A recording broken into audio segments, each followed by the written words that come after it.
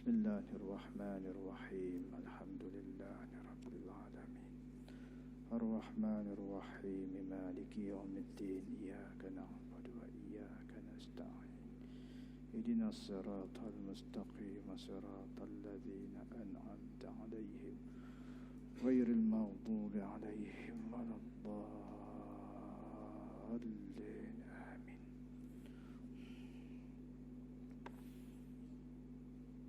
Alhamdulillahi rabbil alamin. Wassalatu wassalamu ala rasulillahil amin. Sayyidina wa habibina wa qudwatina Muhammad ibn Abdullah sayyidil mursalin. Salatan wa salaman daimaini mutalazimaini ila yaumiddin. Allahumma la sahla illa ma ja'altahu sahla wa anta ya Allah in syi'ta taj'alul khazna sahla. Allahumma astur auratana wa amin raw'atana ya akramal akramin. Allahumma salli salata jalalin wa sallim salama jamalin ala hadrati habibika sayyidina Muhammad. واغشه اللهم بنورك كما غشيته سحابة التجليات فنظر إلى وجهك الكريم وبحقيقة الحقائق كلم مولاه العظيم الذي أعاذه من كل سوء. اللهم فرج كربنا كما وعدته أمن يجيب المضطر إذا دعاه ويكشف السوء وعلى آله وصحبه وبارك وسلم آمين. وقال المصنف رحمه الله تعالى ونفعنا به وبعلومه في الدارين آمين. Kitab Talbis Iblis, muka surat 98.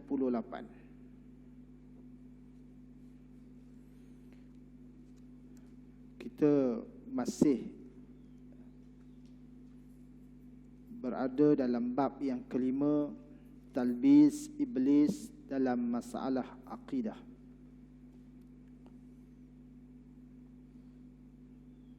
Pada pagi yang berbahagia ini, kita sama-sama zahirkan rasa syukur kepada Allah. Seusai kita dapat mengerjakan salat subuh secara berjamaah, kita berzikir, kita bermunajat, kita berdoa, dan kita menyambung sedikit ruang waktu yang ada untuk mengoreksi diri dengan menelaah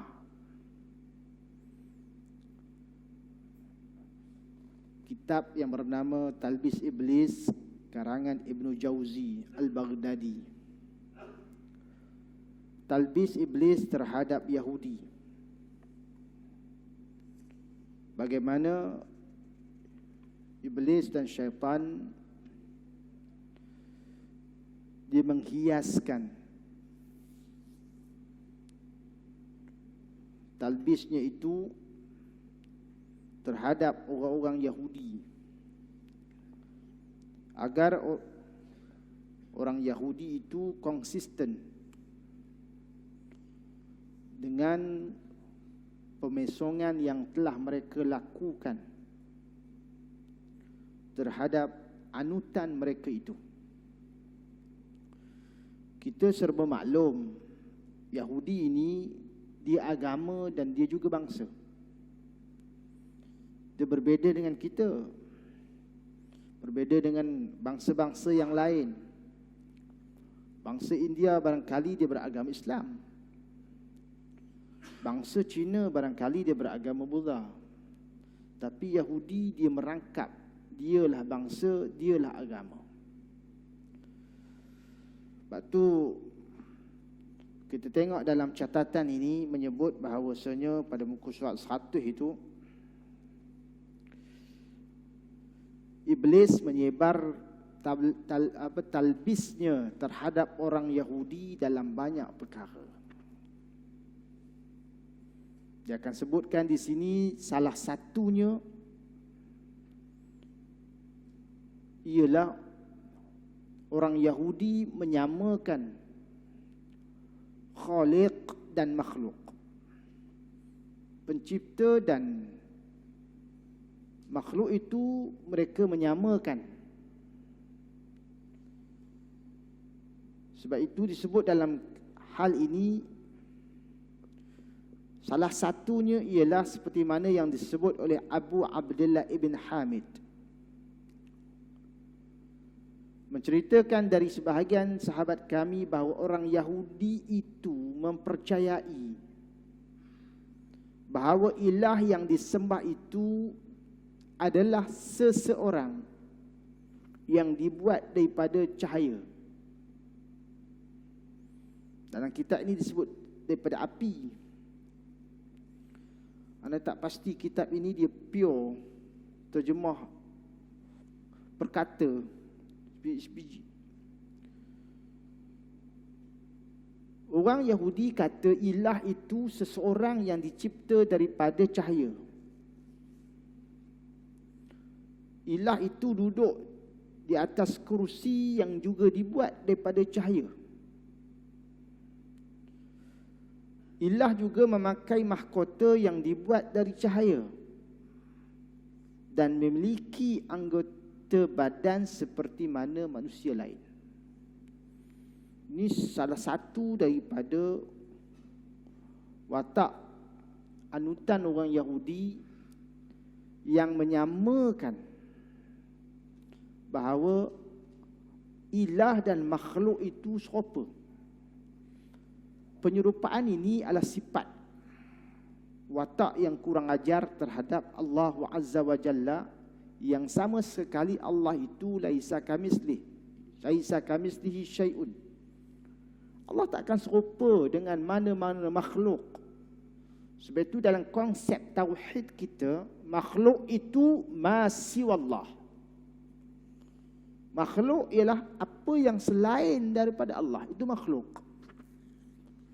Sebab itu angin makhluk, masa makhluk, apalagi kita makhluk. Semua ciptaan Allah itu adalah makhluk. Sebab itu kalau kita menelusuri Yahudi ini, tema Yahudi itu serba sedikit saya nak ulang balik. Yahudi ini berasal daripada perkataan Yahuza. Yahuza ini ialah anak kepada Nabi Allah Yaqub. Nabi Yaqub dipanggil juga dengan nama lainnya, aka itu ialah Israel. Sebab itu anak keturunan Nabi Allah Yaqub dipanggil Bani Israel. Nabi Allah Yaqub punya 12 orang anak. Salah seorangnya bernama Yahuza. Yahuza ini ialah adik-beradik kandung Nabi Allah Yusuf. Dia abang kepada Bunyamin. Dan kalau kita tengok sejarah, bahawasanya Yahuza ini juga terlibat dalam konspirasi untuk membunuh Nabi Allah Yusuf, yang datang dengan muka toyoknya itu jumpa poknya Nabi Allah Yaqub, mengkhabarkan adiknya yang bongsu itu Nabi Allah Yusuf telah dimakan serigala. Cerita ini Zuhur. Sedihnya Nabi Allah Yaqub hampir menghilangkan penglihatannya. Dikatakan hampir buta. Lamanya dia menangis dan bersedih. Lama, bukan sekejap. Kasih selamat tu sekejap je, buta dah. Itu pun tak berbaloi lah kan. Tapi ini lama. So Yahuza ini telah melakukan konspirasi bersetongkol dengan adik-beradiknya itu, akhirnya muslihat mereka itu gagal. Akhirnya mereka sama-sama mengakui kalahnya mereka itu dengan dipertamukan semula dengan Nabi Allah Yusuf ketika Nabi Allah Yusuf berada di takhta.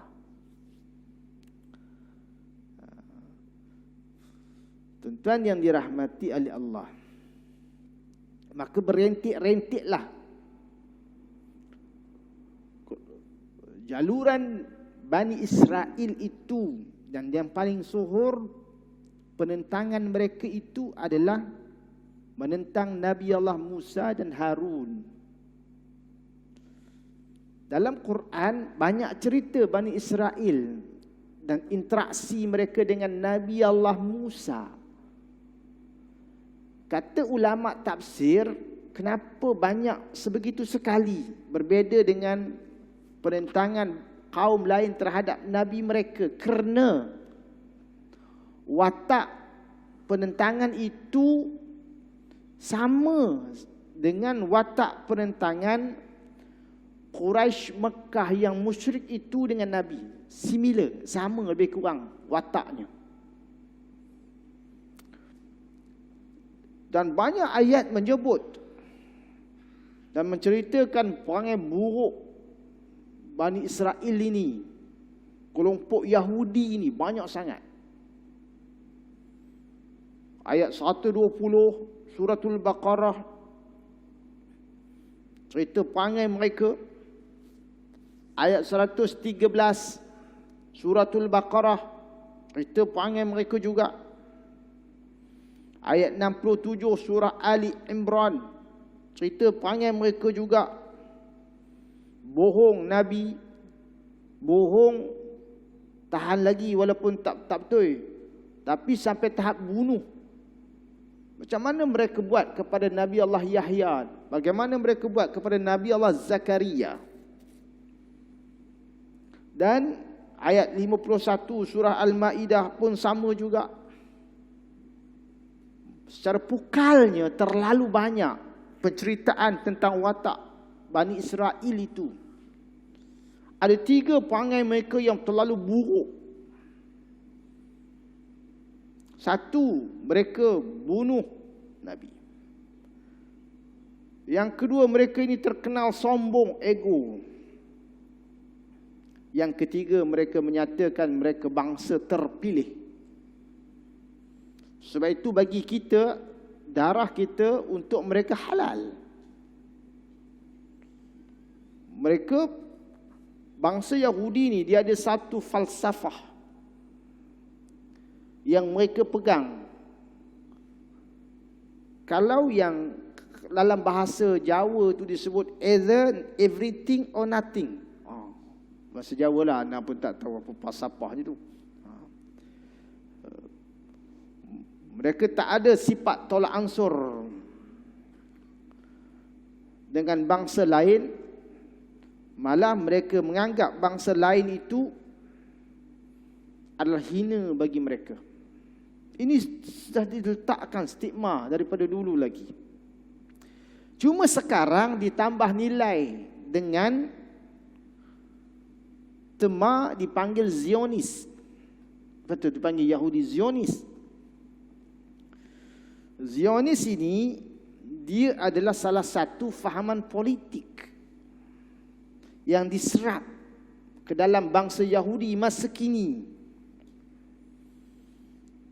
dengan tanpa membuang semangat manusia terpilih itu. Dan mereka berhasrat untuk menjadikan dunia ini, dan pemerintahan dunia ini semua orientasi kepada Yahudi. Itu fahaman dia tu. Sebab itu mereka boleh mempergunakan halal bagi mereka untuk memanipulasikan siapa saja, asalkan cita-cita mereka tercapai. Itu Yahudi. Dia fahaman ini sudah bermula lama. Dan dia jadi kembang biak, dia jadi subur kalau mengikut sejarahnya selepas perjanjian Balfour. Lepas itu mereka cuba untuk merosakkan bangsa dunia ini dengan menjadikan manusia itu berperang antara manusia, bangsa dengan bangsa, negara dengan negara, supaya mereka itu dapat laba. Alah, kalau kita tengok sejarah Islam di Madinah, apa mereka buat? Mereka menjadi satu entiti yang melagakan antara Aus dan Khazraj ratusan tahun. Bila bangsa penguasa Madinah itu lemah, mereka kukuh. Mereka akan pegang politik dan mereka akan pegang ekonomi.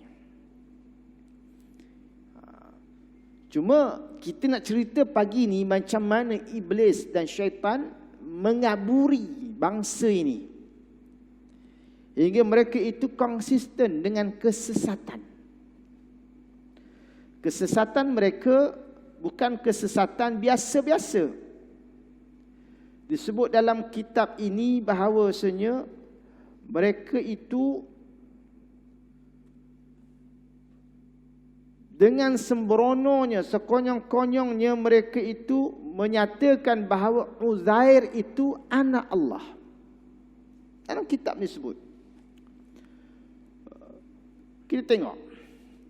Salah satu kepercayaan Yahudi adalah mereka menyatakan bahawa Uzair itu adalah anak lelaki Allah.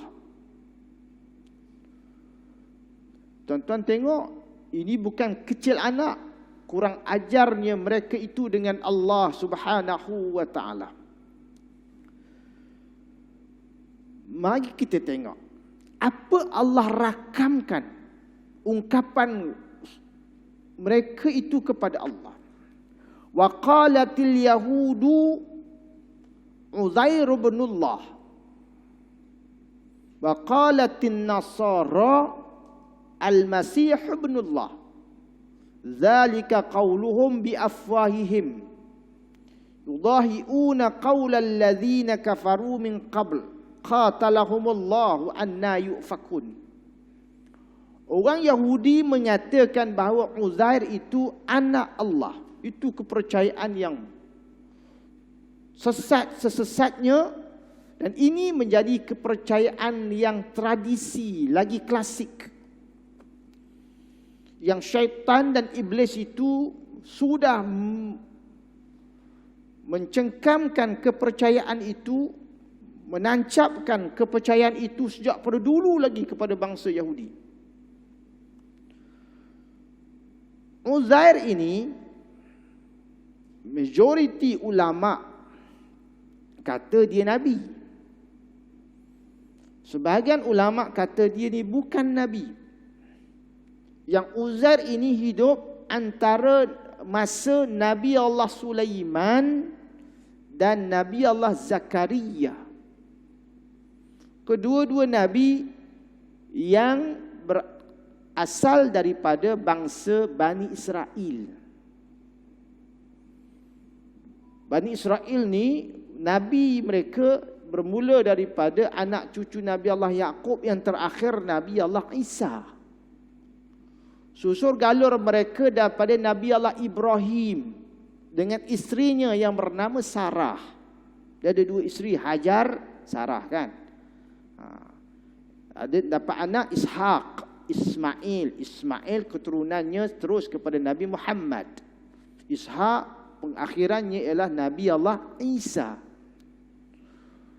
Mereka ini kebanyakannya berpusat di Palestin, di Jerusalem. Sebab tu bumi Palestin, bumi yang paling banyak sekali turunnya wahyu, paling banyak. Ada rezeki, sementara graduti tengah tak habis ni, elok pergilah Palestin. Supaya nanti tapak-tapak kaki kita itu nanti dapat memijak bumi, yang bumi itu jadi saksi bahawa kita pernah berada di atas bumi yang berkat. Jadi Uzair ini, orang Yahudi berkepercayaan dia adalah anak Allah. Seperti orang Kristian menyatakan Al-Masih Isa itu anak Allah. Itu ucapan yang keluar daripada mulut mereka.